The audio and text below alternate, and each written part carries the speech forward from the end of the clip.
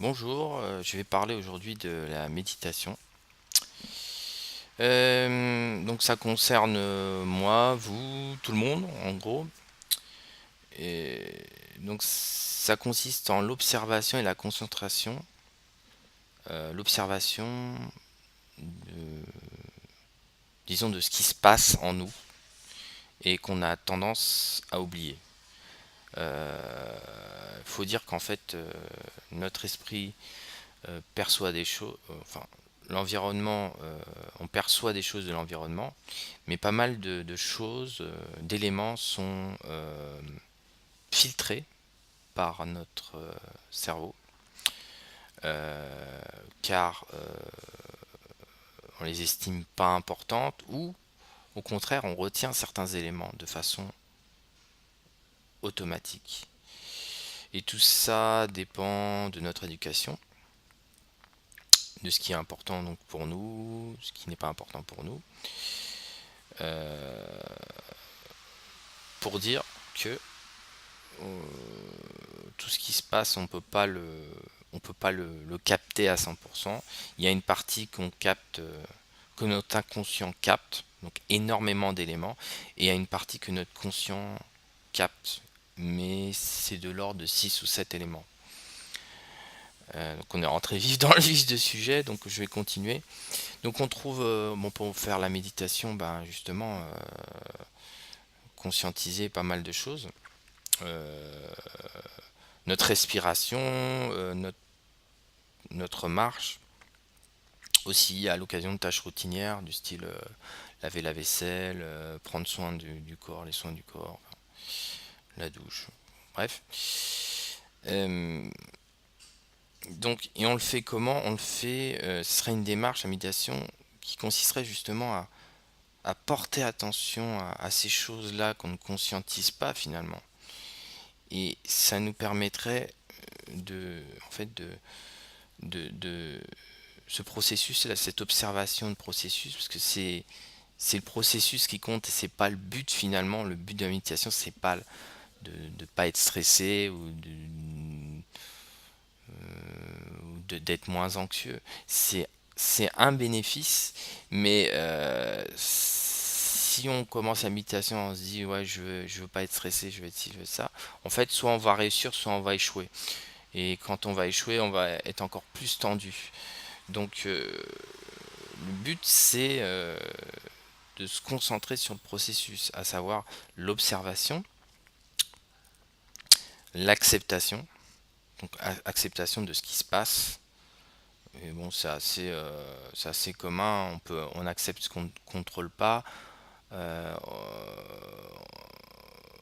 le mot acceptation, justement, peut faire peur parce que ça sous-entendrait qu'on abandonne l'idée de changer, ce qui est faux. C'est plus une reconnaissance.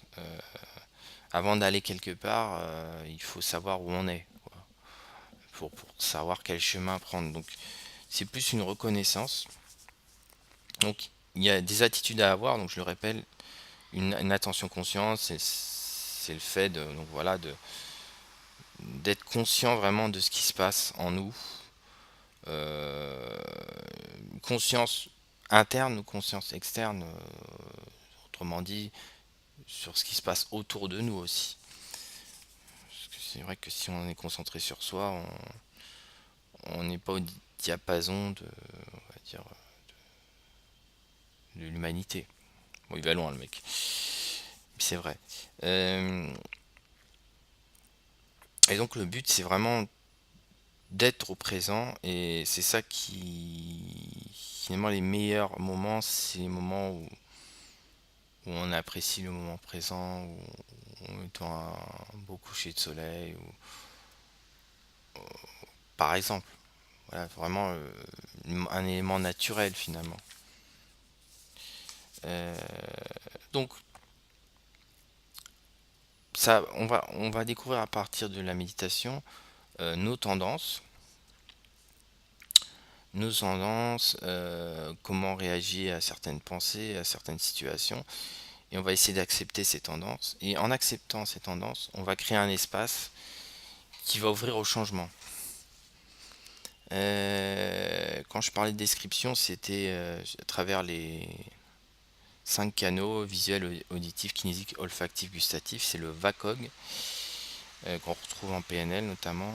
Et donc on va faire un VACOG de notre activité, disons, de nos sensations, de nos pensées. Après, la méditation, il y a une attitude à avoir, donc attitude tournée sur le processus, et il y a l'objet de la méditation qui peut porter sur beaucoup de choses, la respiration, les pensées, sa façon de marcher, comment on se sent quand on est allongé sur un lit. Euh, donc c'est aussi, en termes d'attitude, je l'ai oublié, c'est aussi le non-jugement.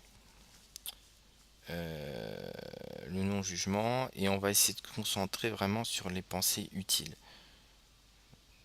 Donc des pensées où on garde de l'énergie, des pensées, pas tant on garde de l'énergie, mais où on construit quelque chose. Vous savez bien que le mental aussi est producteur d'énergie, de pensées inutiles.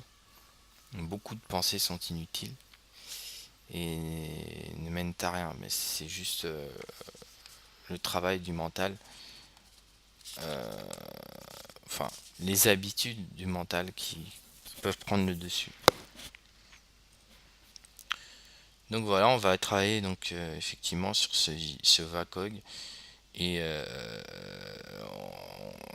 à travers ce VACOG et à travers aussi ces sous-modalités que l'on trouve dans chacun des canaux, on va voir nos réactions, on va les accepter et on va peut-être travailler dessus pour avoir des réactions plus saines. Mais ça, c'est plus tourné thérapie. Mais je dirais que la méditation, en gros, c'est vraiment le diagnostic. Enfin, on- ça fait assez médical, mais c'est un moyen de se connaître soi-même. Voilà, la conclusion de cette vidéo, c'est la méditation permet de se connaître soi-même.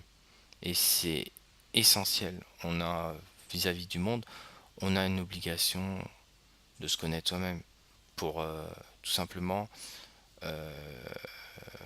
déjà mieux vivre, mieux s'adapter au monde en fait.